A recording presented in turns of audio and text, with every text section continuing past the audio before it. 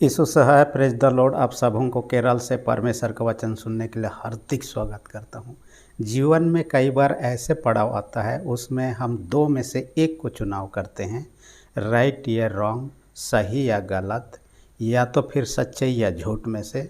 हम यदि रोड चलने की बात करते हैं, किसी ऐसे मोड़ पर पहुंचते हैं जहां पर दो रोड जाती हो और उसमें से हमें एक को चुनना है, और हमारे पास में ये होगा कि एक जिसको सही रूप से चुनेंगे मंजिल तक पहुंचाएगा, दूसरा सही रूप से नहीं चुनेंगे हमें कहीं दूसरा जगह पहुंचा देगा।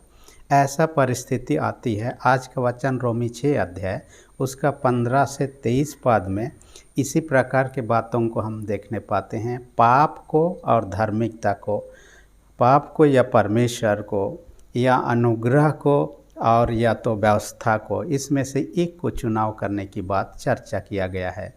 हम यदि देखने पाते हैं व्यवस्था और अनुग्रह के बारे में।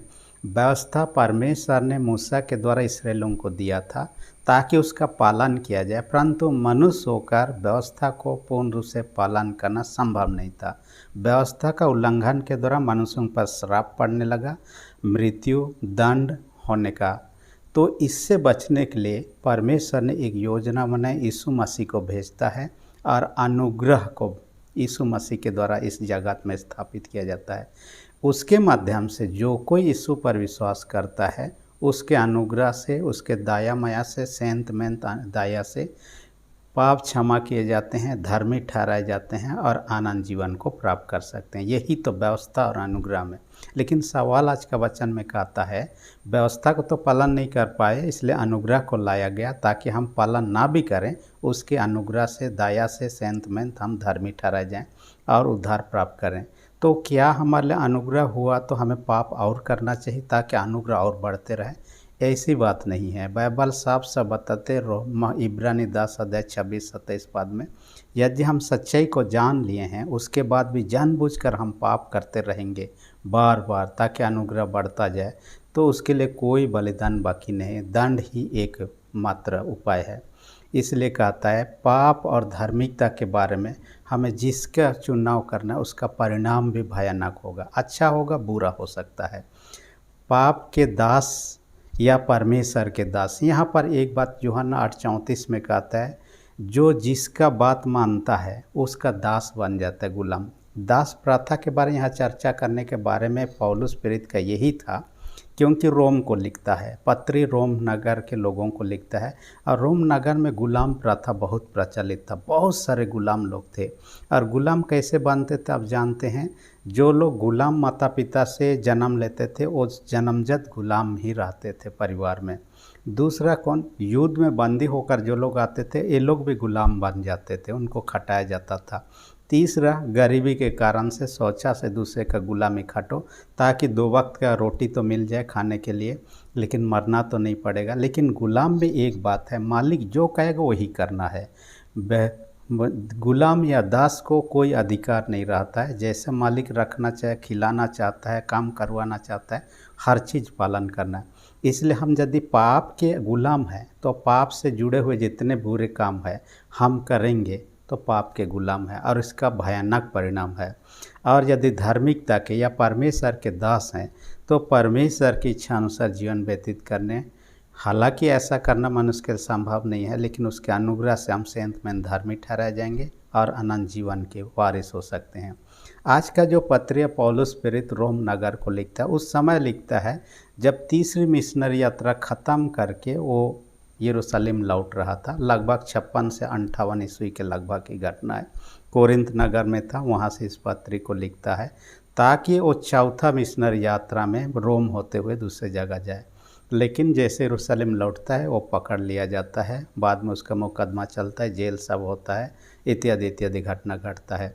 जो कुछ भी है आज हमारे पास में चुनाव की बात है, इसलिए वचन का शीर्षक मैंने रख दिया, पाप के दास या धार्मिकता के दास। पाप के दास या धार्मिकता के दास, इसके अंतर्गत हम 2 पॉइंट पर चर्चा करेंगे। पहला जो है कहता है पाप के दास ना बने।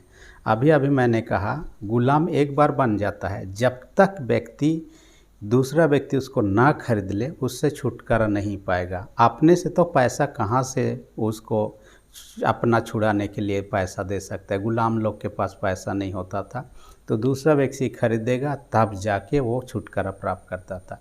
तो हम पाप आदम हवा से ही पाप करने के कारण से मृत्यु इस दुनिया में फैल गया था, और पाप की मजदूरी रोमी 6:23 में कहता है मृत्यु ही है। इसका परिणाम भयानक है। तो यीशु मसीह इस दुनिया में आता है और अपना लहू बहाता है। पहला कोरिन्थ 6:20 में कहता है यीशु आपको बपतिस्मा के समय यीशु का लहू का चिन्ह, जो क्रूस का चिन्ह हम ग्रहण, उसके द्वारा से आपको मुझे खरीद लिया है। इसलिए आप पाप के दास हम नहीं रहे हैं, हम धार्मिकता के या अनुग्रह के या परमेश्वर के दास हैं। क्योंकि पाप का परिणाम हमने देखा, न केवल लज्जा है, भय है जो आदम हवा के जीवन में देखते हैं, मृत्यु है इसका। पाप के बारे में एक बात है, ये दुष्ट जीवन है। पापमय जीवन क्या कहता है? ये दुष्ट जीवन है कहता है। दूसरा क्या कहता है? ये व्यर्थ जीवन है, पाप का अधीन या दास जीवन व्यतीत करना। तीसरा कहता है ये दंडनीय जीवन है, इसलिए इससे बचना चाहिए। आदम हवा को आदन की बटिका में रखा था, उन्होंने आज्ञा दिया क्या करना है, उन्होंने जोर जबरदस्त नहीं दिया, उनको स्वतंत्र इच्छा शक्ति, फ्री विल, आप ऐसा करोगे तो अच्छा रहेगा, ऐसा करोगे तो बुरा होगा, उन्होंने उनको कहा, उनको ज़बरदस्ती नहीं किया। और आदम हवा ने गलत चुनाव किया, जिस पेड़ का फल खाना मना किया था उसी को खाया और पाप में गिर जाते हैं। हम जैसे काम करते हैं उसका परिणाम वैसे होता है। जैसे कि हमने कृषि के बारे में देखा, हम यदि जो पेड़ का फल या बीज लगाते हैं उसी का फल पाते हैं, दूसरा चीज़ का फल का उम्मीद नहीं कर सकते हैं। हम यदि काम करेंगे, 5 दिन जो काम करेगा लेबर 5 दिन का पेमेंट ही पाएगा, 10 दिन काम करे 10 दिन का, 1 दिन काम करे 1 दिन, जो नहीं काम करे उनको नहीं मिलने वाला है। यही चीज़ है हमारे जीवन में, हम भला काम करेंगे अनुग्रह के अधीन में रहेंगे उसका परिणाम अच्छा होगा, बुरा काम करेंगे पाप के अधीन उसका बुरा परिणाम होगा। और एक चीज़ है, मैं इस वचन को जब मनन कर रहा था मछली के जीवन के बारे में, मछली एक जो है पानी में रहता है, लेकिन पानी से यदि उसको बाहर निकाला जाए वो जीवित नहीं रह सकता, थोड़ा समय जीवित रह सकता है, उसके बाद में मरना तय है। उसको पानी में ही रहना चाहिए। वैसे ही है, हम जीवित रहने से परमेश्वर के अधीन में, अनुग्रह के अधीन में रहना है। पाप के अधीन में रहेंगे तो मृत्यु निश्चित है। इसके लिए पाप हमें लुभाता है ताकि हम पाप करें और मृत्यु की दशा में पहुँचें। मैंने अफ्रीका के लोगों के बारे में पढ़ा, वे लोग बंदरों को जब पकड़ते हैं, पिंजरा बनाते हैं या तो कोई ऐसा ये लेते हैं जिसमें बंदर लोगों का हाथ अंदर घुस सकता है और अंदर में खाने का चीज़ वस्तु रख दिया जाता है। बंदर हाथ घुसाने के बाद में खाने की चीज़ वस्तु को पकड़ लेता है, मुट्ठी बंद हो जाता है, उसके बाद में निकल नहीं सकता है। सीधा हाथ तो घुसा सकता है, सीधा निकल सकता है, लेकिन मुट्ठी बांध करके ना तो घुसा सकता है ना निकल सकता। बंदर इतना लालची होता है कि जो फंदा लगाने वाले लोग होते हैं, ये लोग आकर उनको पकड़ते हैं, फिर भी वहाँ से भागता नहीं है, वो इंतज़ार करते रहता है कैसे मैं हाथ निकालूं, तब तक आकर उसको पकड़ लिया जाता है लालच के कारण से। यही पाप का परिणाम है। इसलिए आपको मुझे क्या करना है, इन चीज़ों से बचना है, क्योंकि पाप की मजदूरी मृत्यु हमने देखा। दूसरी विशेष बात आज के वचन में क्या कहते हैं, हम परमेश्वर के दास बनने कहता है। हम यहाँ देखिए पाप के दास नहीं बनना है, परमेश्वर के दास बनना है। और क्यों बनना है, हमने देखा व्यवस्था को पालन नहीं कर सकते हैं। यीशु मसीह के द्वारा अनुग्रह आया। इफिसी 2 अध्याय उसका 7-8 पद में हम देखते हैं, विश्वास के द्वारा अनुग्रह ही से आपका मेरा उद्धार हुआ है कहता है। 8-9 पद में, इफिसी 2:8-9 पद में कहता है विश्वास के द्वारा अनुग्रह से हमारा उद्धार हुआ, दूसरा के द्वारा नहीं हुआ है, बस व्यवस्था पालन के द्वारा नहीं हुआ है। और धार्मिकता का परिणाम क्या कहता है, आनंद जीवन है, पाप क्षमा है, और इसके बिना हम स्वर्ग को नहीं जा सकते हैं। वो खुशी जो परमेश्वर ने आपके मेरे लिए तैयार किया हम प्राप्त नहीं कर सकते हैं।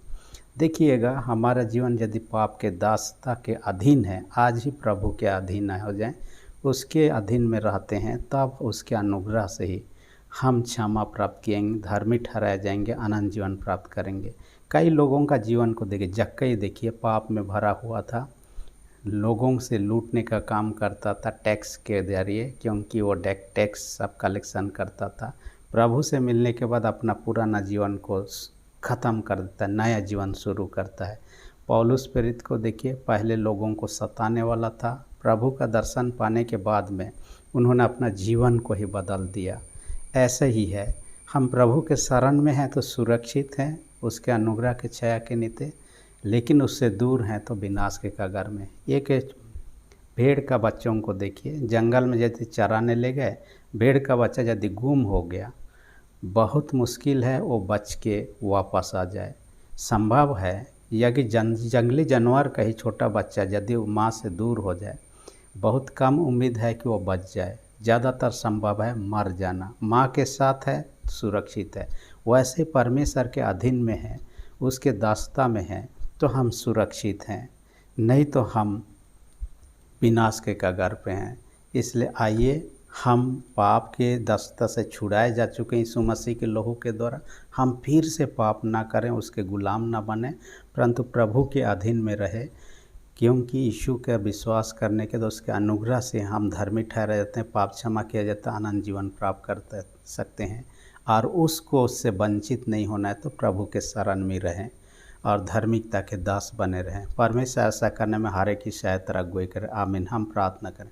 सेनाओं के जीत पिता, धन्यवाद देते हैं आज के वचन का हमसे बातें किया, हर एक सुनने वाले छोटे बड़े सबों को स्वर्गीय आशीष से भर दे। जो लोग बीमार उनको यीशु के नाम से चंगाई दे, जिनका विश्वास कमजोर, उनका विश्वास को दृढ़ और मजबूत कर, प्रार्थना यीशु के नाम से मांगते हैं। आमीन। यदि अब तक आपने मेरे चैनल को सब्सक्राइब नहीं किया, शीघ्र सब्सक्राइब कर दीजिए। वीडियो अच्छा लगे तो लाइक बटन को भी दबा दीजिए। धन्यवाद।